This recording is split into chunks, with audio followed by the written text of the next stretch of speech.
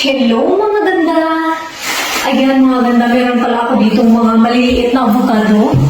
Ayan, nahinog na siya. Nung binili ito ni Habi, ay hilaw pa ngayon, nahinog na. So, kailangan ko itong kainin.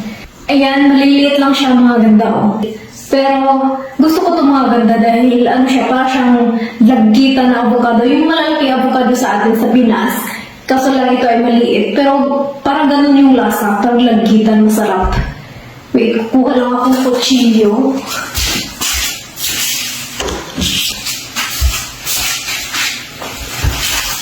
So, ito yung ating bubuksan.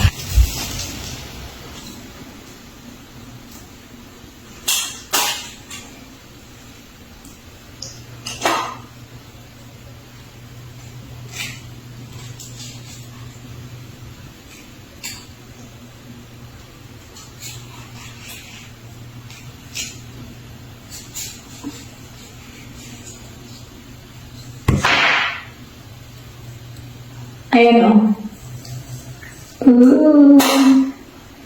Gusto ko talaga yung avocado mga ganda. Ayan.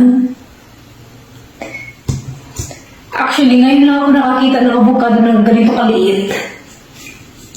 Medyo may kamahalan yung avocado dito mga ganda. Dahil ano pa to, import. Dahil walang avocado dito, hindi nabubuhay.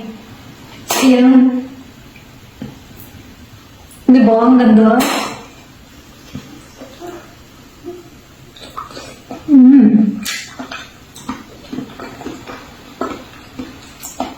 Sarap.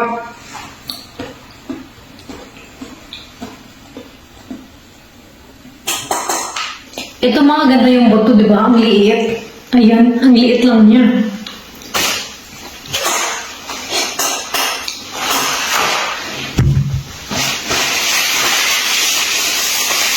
Ganon din si Habi mga ganda. Gustong-gusto ni Habi din yung avocado. So, ito naman maganda. Ganyanin na lang natin.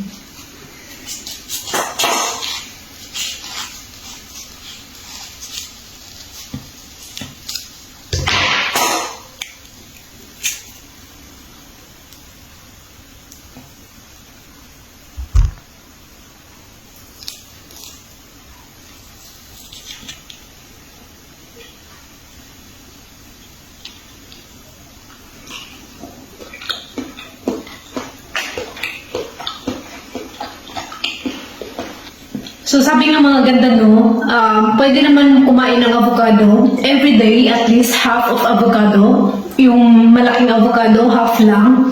Pero kapag ganito naman kalit mga ganda ay, pwede na isang buo or isa't kalahati.